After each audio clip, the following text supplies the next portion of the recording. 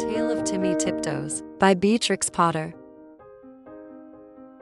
Once upon a time there was a little, fat, comfortable gray squirrel called Timmy Tiptoes. He had a nest thatched with leaves in the top of a tall tree. And he had a little squirrel wife called Goody. Timmy Tiptoes sat out, enjoying the breeze. He whisked his tail and chuckled. "Little wife Goody, the nuts are ripe. We must lay up a store for winter and spring." Goody Tiptoes was busy pushing moss under the thatch. "The nest is so snug, we shall be sound asleep all winter." "Then we shall wake up all the thinner when there is nothing to eat in springtime," replied prudent Timothy. When Timmy and Goody Tiptoes came to the nut thicket, they found other squirrels were there already. Timmy took off his jacket and hung it on a twig. They worked away quietly by themselves. Every day they made several journeys and picked quantities of nuts. They carried them away in bags and stored them in several hollow stumps near the tree where they had built their nest. When these stumps were full, they began to empty the bags into a hole high up a tree that had belonged to a woodpecker.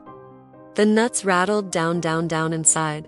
"How shall you ever get them out again? It is like a money box," said Goody. "I shall be much thinner before springtime, my love," said Timmy Tiptoes, peeping into the hole. They did collect quantities because they did not lose them. Squirrels who bury their nuts in the ground lose more than half because they cannot remember the place. The most forgetful squirrel in the wood was called Silvertail. He began to dig, and he could not remember. And then he dug again and found some nuts that did not belong to him. And there was a fight, and other squirrels began to dig. The whole wood was in commotion. Unfortunately, just at this time, a flock of little birds flew by from bush to bush, searching for green caterpillars and spiders. There were several sorts of little birds, twittering different songs.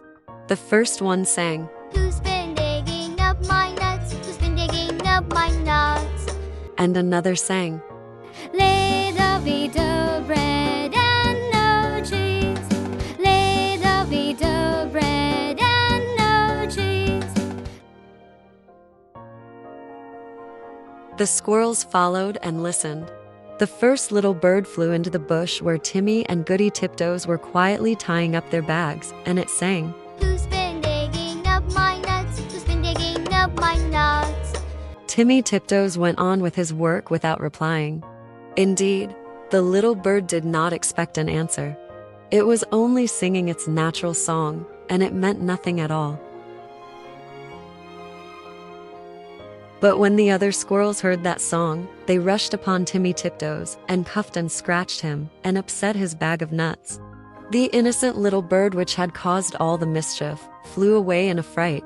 Timmy rolled over and then turned tail and fled towards his nest, followed by a crowd of squirrels shouting, "Who's been digging up my nuts?" They caught him and dragged him up the very same tree where there was the little round hole, and they pushed him in. The hole was much too small for Timmy Tiptoes' figure. They squeezed him dreadfully. It was a wonder they did not break his ribs. "We will leave him here till he confesses," said Silvertail Squirrel, and he shouted into the hole, "Who's been digging up my nuts?" Timmy Tiptoes made no reply.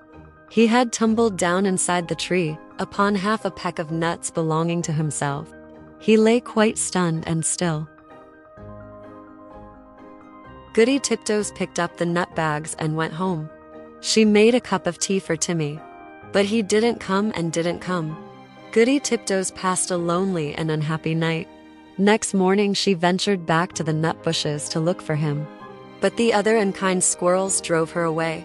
She wandered all over the wood calling, "Timmy Tiptoes! Timmy Tiptoes! Oh, where is Timmy Tiptoes?" In the meantime, Timmy Tiptoes came to his senses. He found himself tucked up in a little moss bed, very much in the dark, feeling sore. It seemed to be underground. Timmy coughed and groaned because his ribs hurted him. There was a chirpy noise, and a small striped chipmunk appeared with a nightlight and hoped he felt better. It was most kind to Timmy Tiptoes. It lent him its nightcap, and the house was full of provisions. The chipmunk explained that it had rain nuts through the top of the tree. Besides, I found a few buried. It laughed and chuckled when it heard Timmy's story. While Timmy was confined to bed, it teased him to eat quantities. But how shall I ever get out through that hole? Unless I thin myself, my wife will be anxious. Just another nut or 2 nuts. Let me crack them for you, said the chipmunk. Timmy Tiptoes grew fatter and fatter. Now Goody Tiptoes had set to work again by herself. She did not put any more nuts into the woodpecker's hole, because she had always doubted how they could be got out again. She hid them under a tree root. They rattled down, down, down. Once, when Goody emptied an extra big bagful, there was a decided squeak.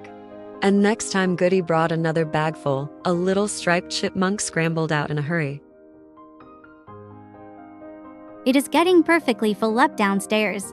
The sitting room is full, and they are rolling along the passage, and my husband, Chippy Hackey, has run away and left me. What is the explanation of these showers of nuts? I am sure I beg your pardon.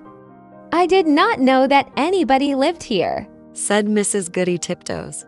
But where is Chippy Hackey, my husband, Timmy Tiptoes? Has run away too. I know where Chippy is. A little bird told me, said Mrs. Chippy Hackey.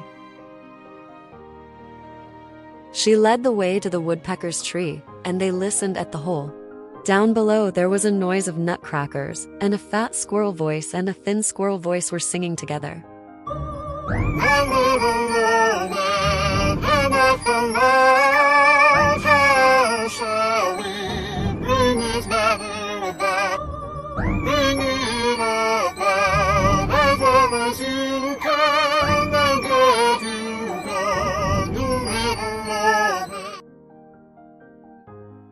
You could squeeze in through that little round hole, said Goody Tiptoes. Yes, I could, said the chipmunk.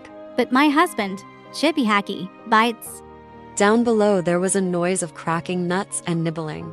And then the fat squirrel voice and the thin squirrel voice sang.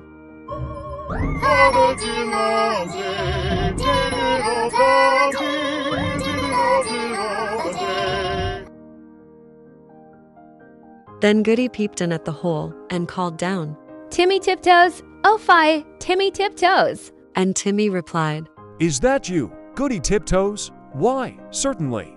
He came up and kissed Goody through the hole. But he was so fat that he could not get out. Chippy Hackey was not too fat, but he did not want to come. He stayed down below and chuckled. And so it went on for a fortnight, till a big wind blew off the top of the tree and opened up the hole and let in the rain. Then Timmy Tiptoes came out and went home with an umbrella. But Chippy Hackey continued to camp out for another week, although it was uncomfortable. At last, a large bear came walking through the wood. Perhaps he also was looking for nuts. He seemed to be sniffing around. Chippy Hackey went home in a hurry. And when Chippy Hackey got home, he found he had caught a cold in his head. And he was more uncomfortable still. And now Timmy and Goody Tiptoes keep their nut store fastened up with a little padlock.